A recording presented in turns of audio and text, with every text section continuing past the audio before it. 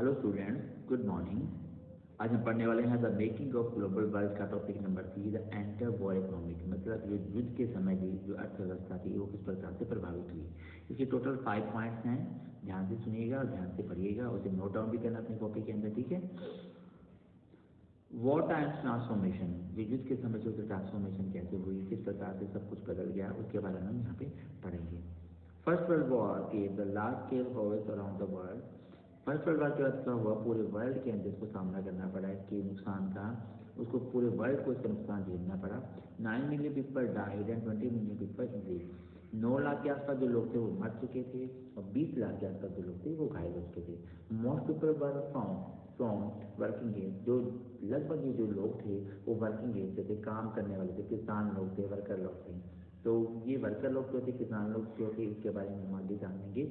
चलिए इसके रिजल्ट क्या हुए।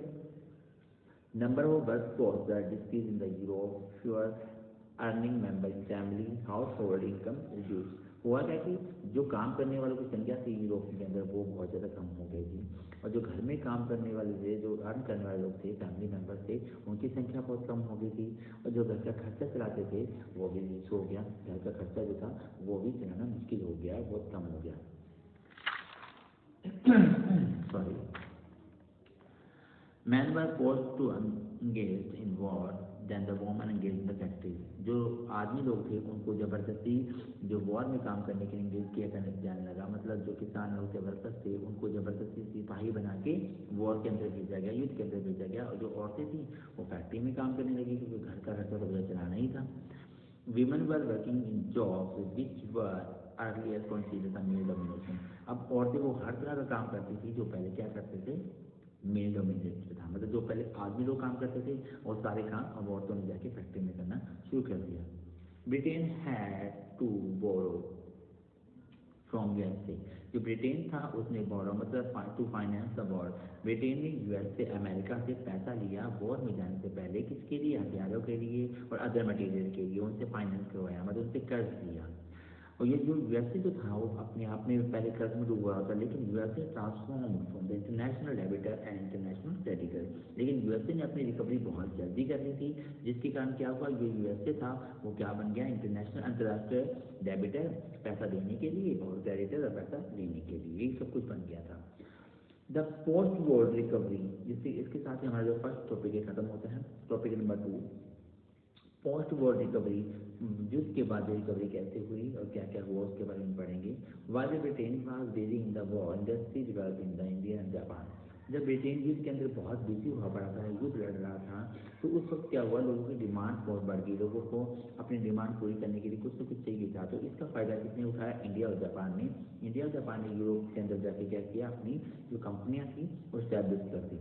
आफ्टर द वार, यहाँ पे वॉर है sorry, after the war, Britain found it difficult to regain its position in India।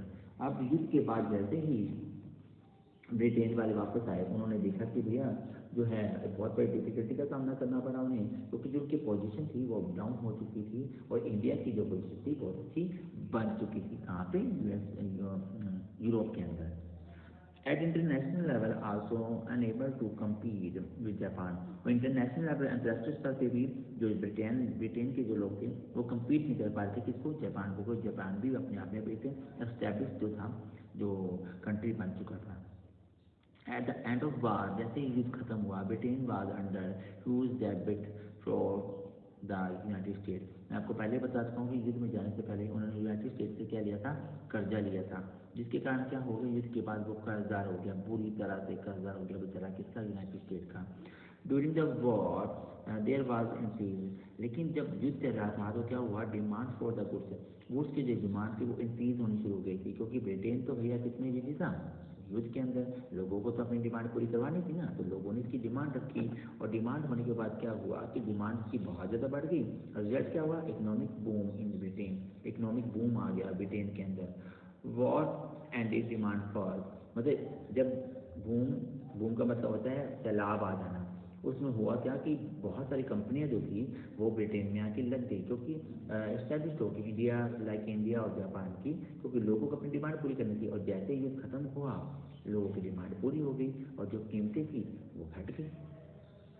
20% British worker lost their job, और 20% जो ब्रिटिश लोग थे उन्होंने अपनी जॉब, उनके पास जॉब नहीं थी, वो जॉबलेस हो गए थे युद्ध से आने के बाद। ब्रिटिश जो वर्कर्स मतलब ब्रिटेन के जो लोग थे।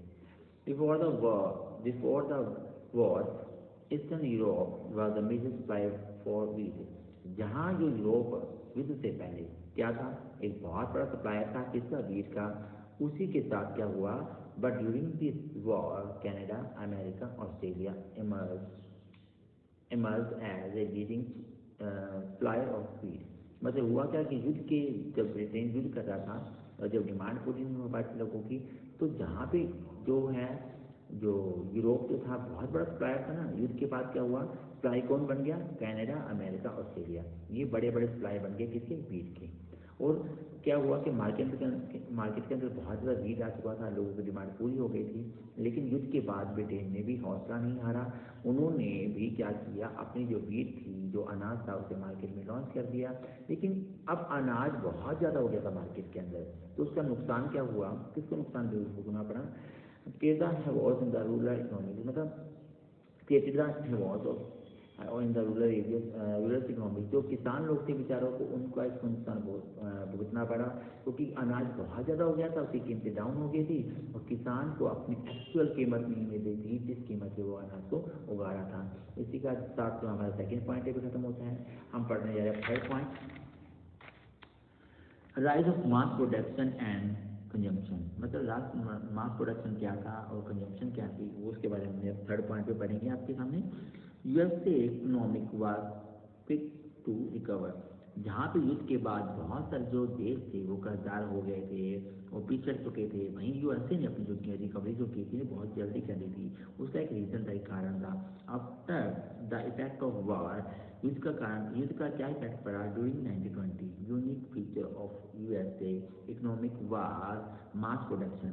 1920 के अंदर एक मास प्रोडक्शन की ईजाद हुई, एक मास प्रोडक्शन आया। मास प्रोडक्शन मतलब हैनी फोर्ड एक नाम का इंसान था, उसने क्या किया, founder of the Ford Motors, जो फोर्ड मोटर होती है उसको फाउंड किया था, उसको बताया था। फोर्ड मोटर ऐसी मशीन है जिसके द्वारा काम को जल्दी किया जाता है, स्पीड पे किया जाता है, और बहुत अच्छी मात्रा में और बहुत अच्छे तरीके से किया जाता है। मतलब अच्छी क्वालिटी का जो मटेरियल बनता है और जल्दी जल्दी बनता है। मतलब हैंडमेड के ऊपर डिपेंड रहने की जरूरत नहीं है, लोगों की डिमांड होगी तो साथ साथ पूरी की जा सकती है। तो उसके बाद क्या, पाइनियर जो of the mass production in the factory. अब जो फैक्ट्रियों में काम करना जो था वो आसान हो गया था, सामान का मिलना आसान हो गया था। फैक्ट्री प्रोड्यूस कर रही थी किसी को, मटेरियल को दिन ब दिन अधिक मात्रा में, लोगों की जो डिमांड थी वो पूरी हो रही थी। और जो जब डिमांड पूरी हो रही थी तो क्या हो रहा था कि जिसका प्राइस जो था ना वो घटता जा रहा था। कैसे, mass production increase producing productivity and reduce price. Productivity जो थी वो रिड्यूस हो रही थी, प्रोडक्टिविटी का मतलब जो लोगों की डिमांड थी वो इंक्रीज हो रही थी, लेकिन रिड्यूस क्या होता प्राइस, क्योंकि जब मोटर्स ने उसे बहुत जल्दी बनाना शुरू कर दिया था तो हुआ क्या, उसके जो प्राइजेस थे वो कम हो गए। Worker begin to be earn better in USA. अब क्या हुआ, जो यूएसए के जो वर्कर थे वो भी काम करना शुरू कर दिया, तो उन्होंने भैया काम बहुत ज़्यादा, और उन लोगों ने भी यूएसए के अंदर आकर काम करना शुरू कर दिया था जो कि दूसरे देशों में पिछड़ चुके थे, जो वर्कर लोग थे जिनके पास काम नहीं था। तो उससे क्या हुआ, huge demand for the various product, मतलब जब डिमांड जो थी प्रोडक्ट की, वो अब जो लोग काम करने लगे तो उनकी डिमांड भी बढ़ने लगी। तो हुआ क्या, कार प्रोडक्शन 1919 2 मिलियन, जहाँ पे 1919 के अंदर कार का प्रोडक्शन 2 मिलियन था, वहाँ पे 1919 में बढ़ के कितना हो गया, 5 मिलियन हो गया भैया। तो उसके बाद हम पढ़ते हैं production of white goods. Production of white goods क्या होते हैं, जैसे कि नई नई तकनीक आ चुकी थी, रेफ्रिजरेटर आ गया था, वॉशिंग मशीन आ गई थी, रेडियो हो गया था, एक्सेट्रा। बाद मतलब युद्ध के बाद ही सब चीज़ें जो थी इजाद में आ गई, ये चीज़ें समाज को देखने को मिली। उसके बाद क्या हुआ, also house boom in the USA market. वो घर बनाने की नई टेक्निक आ चुकी थी यूएसए के अंदर, घर भी ज़्यादा बनते जा रहे थे, दिन ब दिन जल्दी जल्दी बनते जा रहे थे। उसके बाद क्या हुआ जी, जो all of the made USA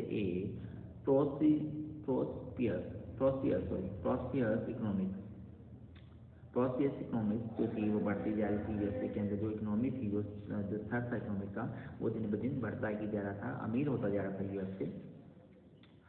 started exporting capital to rest of the world. जो जो यूएसए था एक समृद्ध कह सकते हैं हम, एक अच्छी मतलब कैपिटल के रूप में उभर के सामने आया था वर्ल्ड के अंदर।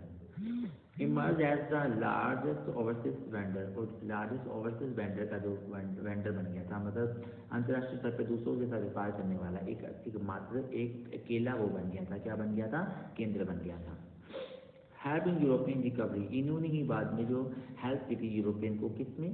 रिकवर करने के अंदर। तो यूरोपियन बेचारे बहुत ज़्यादा बिछड़ चुके थे, युद्ध में हार चुके थे, उनके पास कुछ भी नहीं था, तो उन्होंने बहुत उनकी हेल्प की थी। Boosted world trade from the next 6 year, और अगले 6 सालों के लिए उन्होंने बूस्ट करके रखा था किसको? वर्ल्ड ट्रेड सेंटर को भी, मतलब उसको भी यही अगले 6 साल तक चलाते रहिए। तो ये था हमारा थर्ड पॉइंट। फोर्थ और फिफ्थ पॉइंट हम अगली वीडियो में पढ़ेंगे। मुझे पूरी उम्मीद है कि आपको मेरी वीडियो बहुत अच्छी लगी होगी, तो प्लीज़ इसे सब्सक्राइब कीजिएगा, बड़े ध्यान से सुनिएगा। ये बहुत इंपॉर्टेंट टॉपिक है, मैं आपको बार बार कह रहा हूँ, जो कि आपके एग्जामिनेशन में आने के चांसेस 100% है। Thank you very much.